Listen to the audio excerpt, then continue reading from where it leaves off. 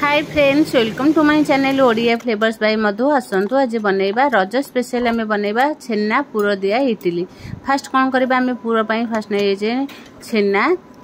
एठी आम छेना नै जे नढ़िया कोरा नै जे गोलमरीच गुजराती को आम छेची कि नै जे आउ एति जिनस आम नै जे नै सैला परे एबे कौन करबा गोटे कढ़ई बसैबा। कढ़ई हमर गरम हो गला परे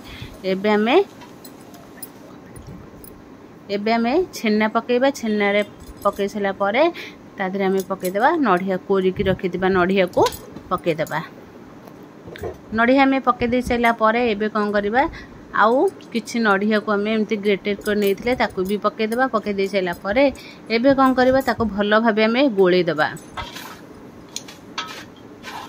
एमती आमे नढ़िया पुरो को भलो भाबे गोळे देबा। गोळे दे सला परे कोन करबा आमे तो छेना पके चंदी। छेना रो हमर पानी बाहरी बसता आमे गैस को सिम रे रखिबा। तापरे छेना रो पानी बाहरीबा स्टार्ट करतबा। एबे आमे पाखा पाखी 250 ग्राम रा आमे चीनी नै जंती। चीनी को आमे पके की कोन करबा को भलो भाबे आमे गोळे नबा। देखंतु एई भली भाबे आमे गैस को सिम रे रखि गोळेबा नहले हमर तळु लागि जिवो। सेति पई आमे नहीं एबे कौन करबा ताको भलो भाबे गोळे देबा।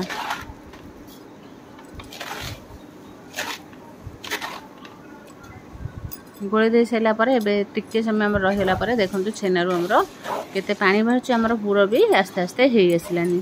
एबे कौन करबा आउ टिके पुरो को छेना पुरो को आउ टिके कौन करबा हाई फ्लेम रे बसे देबा। बसे देला परे आस्ते आस्ते एबे जो चीनरू सब पानी भरछ से कोन हबो पूरा सुखिला हे जिवो। एबे आमे कौन करबा गुजराती की छेची की रखि दिले ताको पके देबा। तादरे आमे गोलमरीच छेची की भी पके देबा। पके दे सला परे गोलमरीच गुजराती पके सला परे आर ओटा फ्लेवर बहुत बढ़िया आसे। एबे कौन करबा आउ टिके ताको भलो भाबे गोळे देबा।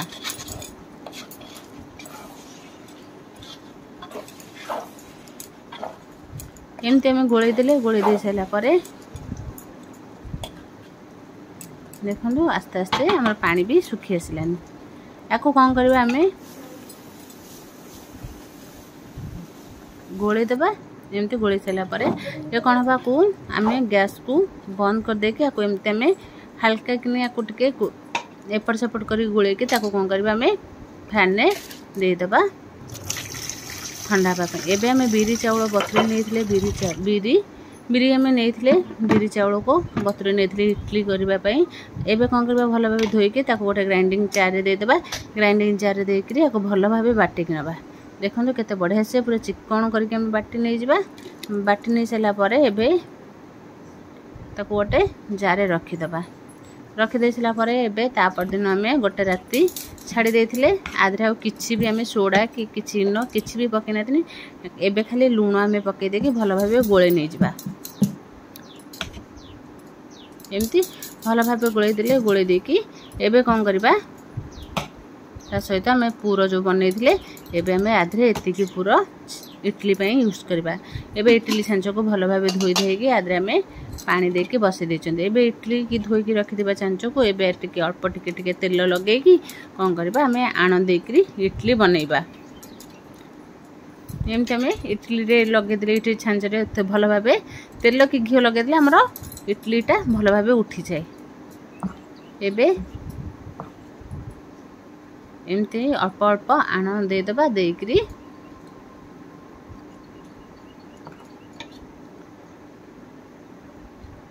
अल्प टिके गोटे स्पून रु आमे अल्प टिके देकरी तापर आमे नढ़िया पुरो दे देबा।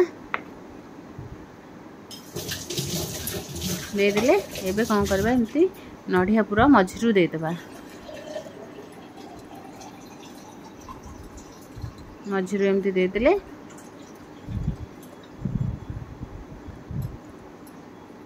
एबे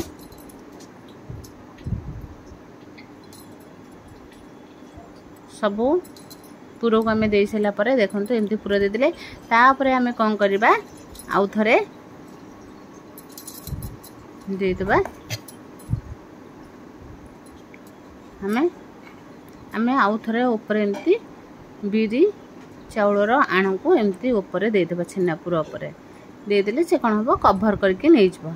आमर आण टिके बेसी पानी होइछि आको टिके कोन करबा अल्प बहलिया कले भी बहुत हो पानी रे किछ नै आराम से पिठा बढ़िया से भी उठी जिवो